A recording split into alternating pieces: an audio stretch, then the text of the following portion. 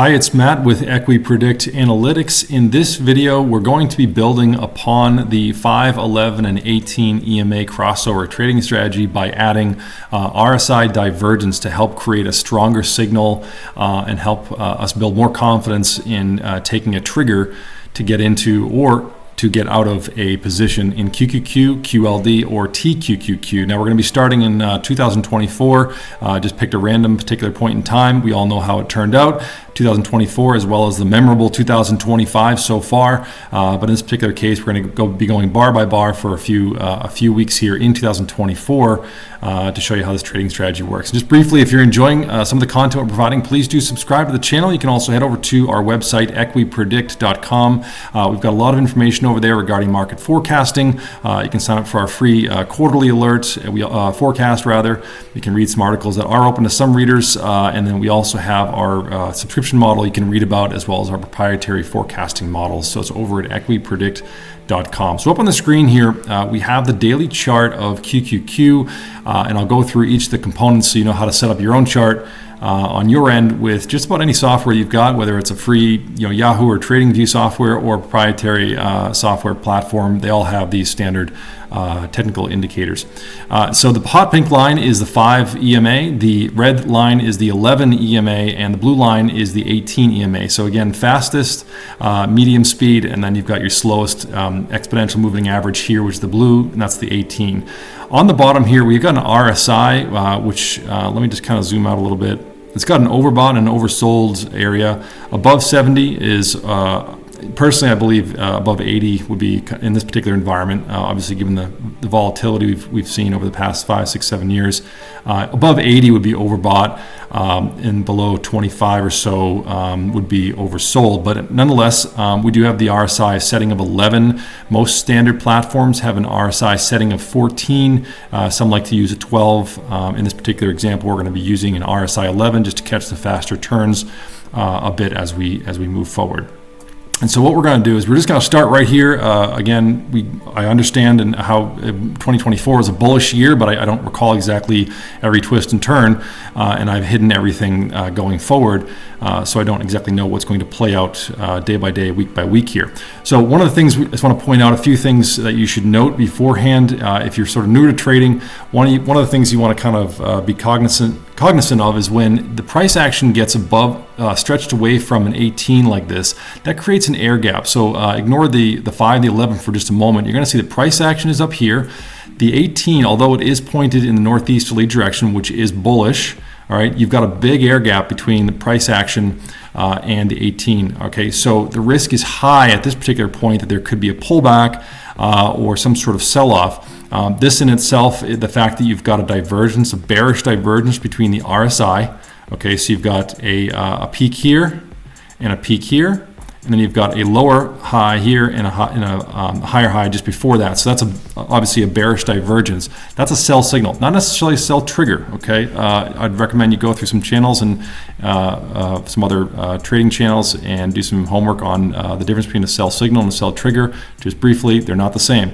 A sell trigger is when, say, for example, price action breaks this uptrend line. Okay, this is a very short-term uptrend line, but nonetheless, it is an uptrend. Okay, if price action breaks below that, and you also have the divergence that preceded it, that's going to be your sell signal. You want to liquidate a position if it lands here. All right, so sorry for the drawings. I'll just kind of clear these out so you can get back to the charts. So what we're going to do is we're going to move bar by bar forward and just watch carefully. What we're doing is at this particular point in time, we may be in a position. Okay, we'll pretend we're in a position and we're looking to liquidate our positions if there's a sell trigger. All right, so okay, right away I hit the first bar moving forward and we have a sell trigger because this uptrend and price action is broken. We have that divergence, the bearish divergence here between RSI and price action, and we have the 5 and the 11 curling downwards. For me, that's good enough to be a sell trigger. Okay, because we have the signal back here, trigger here. So we would be in cash at this particular point. So let's move forward bar by bar and see what's going to happen. Ideally, we would love to see maybe a potential bullish divergence in the RSI, which I hope we get to in the next few bars. Let's just see how it pans out. So let's move forward. So we have a 5 that is now crossed below the 11, and they both downsloping. The 18 is still pointing northwards, which is bullish. Okay, so in a longer term pattern, let me zoom out a little bit. From a longer term perspective, obviously the price action is in an uptrend. The 18 didn't even flatten out here, stayed bullish, and the 18 is still pointing in a northeasterly direction, even though the 5 and 11 have curled downwards, which is bearish. So we still have one bullish signal, but two bearish. So for me, that's definitely just still standing aside, waiting for a long entry. So let's move forward another bar and see what happens. Okay, so the 5 and 11 have crossed below, and the RSI has moved into oversold territory. So we should at least expect some type of bounce. It could bounce up just a bit and curl downwards, or it could bounce up with a crossover and head to the northeast for a long entry. Let's just see how it plays out. Okay, so the 5 and 11 are still pointing downwards. RSI down here starting to curl upwards. Okay, so it's a pretty strong buy candle, but we don't have any crossover yet. But the 5 and 11 are pointing upwards, and they're threatening to cross back up above the 18. RSI really isn't telling us much at this particular point in time. Whenever you have an indicator, really of any kind, that's floating around the middle areas, if it's a bound indicator, like here, the RSI, for example, indicators really work best at their extremes. So whenever you're getting these readings up here or readings down here, that's when they're most helpful. When they're sort of meandering in this middle area here, it really isn't so helpful. So let's just keep moving forward and see if we can find a long entry. All right, so we're starting to curl upwards. Still a second day of strong buying, and we don't have a crossover yet of the 5 above the 11. Okay, so the 5 has crossed above the 11. Okay, RSI really isn't giving us a whole lot of information in this limited kind of small little area here. If we zoom out, maybe it'll tell us more, but we're kind of trying to stay in a micro environment here to help us on a day-to-day trading strategy. So let's see if it, in my opinion, if it does cross over, that would be a buy. If the 5 starts to cross over the 18, which is still sloping upwards. All right, so you could take a long position here. Now, if I zoom in, you're going to see that the 5 is now curled upwards. It has crossed above the 18. The 11, which is the red, and the 18, which is the blue. So this would be an entry. It's not uncommon for, in this particular case, for price action to do something like this. Some folks and some teachers out there call it the 1, 2, 3. You have price action that does this, it comes up, comes back down to kind of test this area, and then off the races. Sometimes folks will advise entering here on that pullback after you get a nice strong signal to buy right here in a potential first trigger that you may not take, but you want to take that second trigger here. This may not do that. I don't know if it's going to do that, but again, we're still kind of watching RSI, which didn't tell us much about, this was just too quick of a dip to get any kind of bullish divergence to happen here. So let me just clear these off.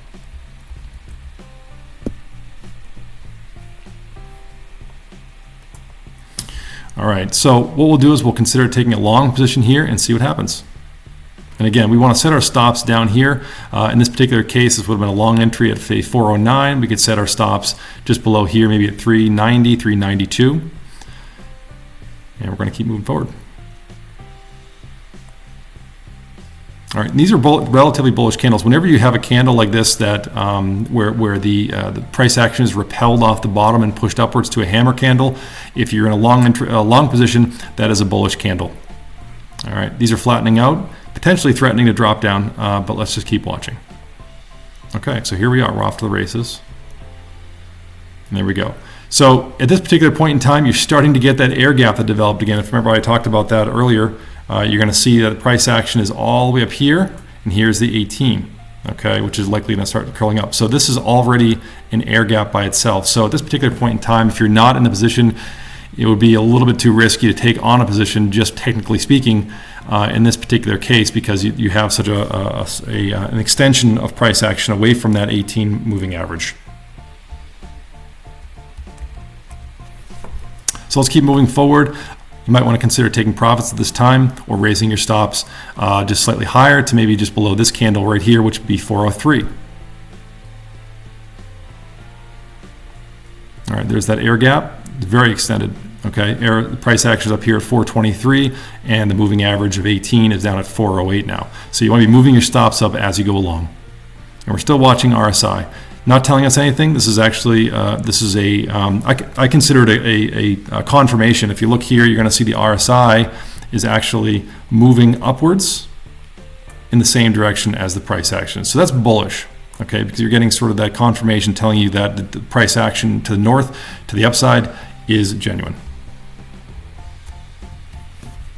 So let's move forward. Okay, some profit taking or potential selling coming in, but the moving averages are still pointing to the northeast. RSI is still looking strong. Just because it's overbought does not mean that you're going to have a sell-off. Okay, there can be some profit taking, but this is a good sign. It's a bullish sign. I think everyone gets sort of confused that just because you're in the RSI area of what's considered overbought means that you're going to have a sell-off. No, it means it's bullish. So that's a good thing. So let's keep moving forward. And we'll just do a couple more examples, and then we'll call it and head out to the to today, November 7th, 2025, to see where we're at. All right. So a little bit of a divergence right there, potentially. You could argue, maybe not. Price action is also confirming that the RSI is getting weak, but again, this is just likely a profit-taking sell-off right here. So let's keep moving forward. The 5 is starting to turn downwards. Again, you have another one of those trend line breaks here. Okay, so this could be a sell trigger. This is your sell signal that you're so extended, and this is your trigger. So you might want to go into cash at this particular point in time. So we'll see how it works out. So again, it's bullish. So let me kind of move forward and see if we can't get a signal that talks to us here that I can walk through. So you do have divergence already. So the price is starting to rise here. Just make a line. I'll point it out, and then we'll zip forward. So you've got sort of price action that's a little bit higher over here, a little bit higher peak, and this is your RSI that is now diverging again. So again, bearish sell signal.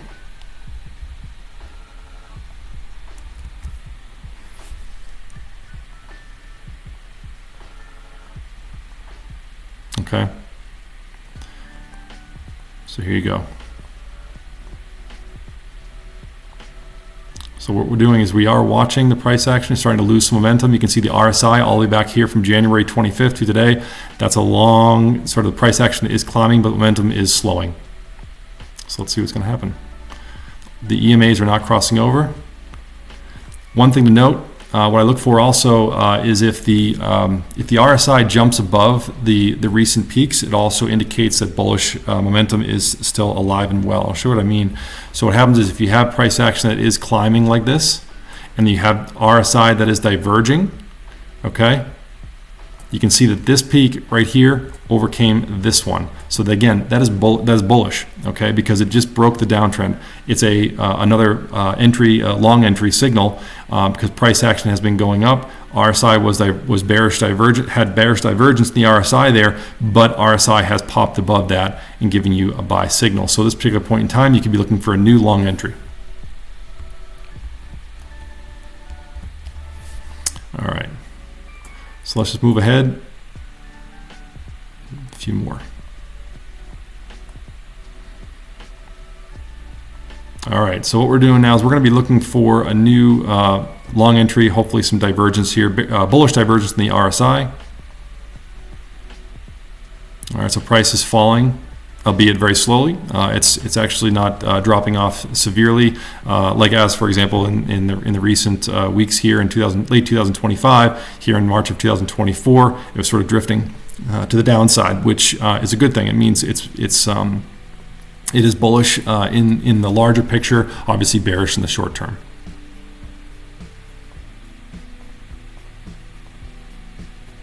So it's consolidating. All right, so price action is consolidating. The moving averages are still all really pointing to the northeast. Okay. Well, that's a strong sell-up. So that in itself, this candle right here tells you that's a whole day of selling right there. So that right there is a bearish signal. At this particular point in time, if I was long somewhere, I don't know, back here, maybe I'd probably be selling for break even, or if here for a small profit, whatever it might be. That kind of candle would tell me personally, as well as you have some of the EMAs crossing over, that it's time to get out of the positions because more selling is likely ahead. Let's see. There it is. Okay. So now at this particular point in time, all of our moving averages have crossed over. Now they're all pointing downwards, the 5, the 11, and the 18. Now we're waiting for one last example, which will look for hopefully a nice bullish divergence in the RSI to try and find our next long entry. So let's keep moving forward. And again, I'm watching this live just like you. I don't recall exactly what's going to happen.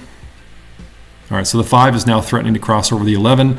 The 18 is still pointing downwards, which is bearish. We didn't have any kind of divergence. We've had sort of a V bottom here. RSI just bounced off. It still hasn't gotten to an overbought territory. If the RSI overcomes 60 or 65 here, which is this recent high peak right here, that would be bullish. Okay, so we'd be looking for maybe a pullback in the price action before we go long. But it hasn't done that yet. So we're watching the RSI to see if it pops above these recent peaks. That will be a bullish buy signal, and then we're going to be looking for a trigger for entry at that point. Okay, so there we go. All right, so here we are. We have reached just barely above those peaks. We have a crossover. So this is a great example of a particular point in time where you could either A, take a long entry here, or wait for a pullback, because you have a buy signal, all right, and essentially a buy trigger all in one. The 5 and the 11 have, the 5 has crossed over the 11, the 5 and 11 have sloped upwards, the 18 is just barely starting to flatten out, which I'll try to zoom in on. And the RSI has gotten above these peaks just barely. These were at 60, 61, 62, and at the pop here, this has gotten to about just 64, 65. So real granular here, but granularity is important if you're going to be trading day over day. So you can either take it on a position here long or wait for a pullback. Let's see how it works out. Maybe you set your stops down here. Now start to raise them, because if you are long, you're going higher. Excellent. Awesome. Okay. So you get the point, I hope. And let's hop all the way out to where we are today. Okay.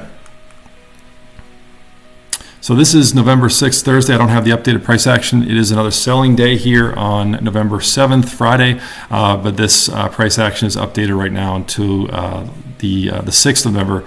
What you can see here is that right off the bat, momentum loss. If we're going to be examining this sort of on a more granular basis, let me just kind of pull up the drawing tool here.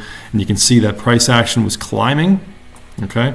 We had a pretty bearish divergence momentum. So momentum loss as price got up here. There was going to be folks who were left holding the bag. But look how extended the price action. Price action was up here on like October 28th, 29th. But look how far that price action is extended from the 18. So again, you've got bearish momentum on the RSI, plus you've got the price action making a higher high than here. That would tell you that risk is very high for some type of pullback or sell-off right here on October 29th. And that's exactly what's been happening. All right, so let me just erase these and we will wrap it up. Let me zoom in a little bit. Okay, so the 5 has now crossed over just barely the 11, which is now they're both pointing downwards. The 18, as of yesterday, the 6th of November, is still pointing upwards. So that is bullish on a larger time frame. That's a good thing. But if that starts to flatten out or curl over, that's going to be very bearish. So at this particular point in time, we're going to be looking for some type of consolidation going into November, and likely a small rally sometime in mid to late November into early December with the QQQ and TQQQ, QLD coming back upwards, threatening to try and take out that high of around $632 per share. So I hope that helps in your trading strategy. Good luck, and do be careful out there.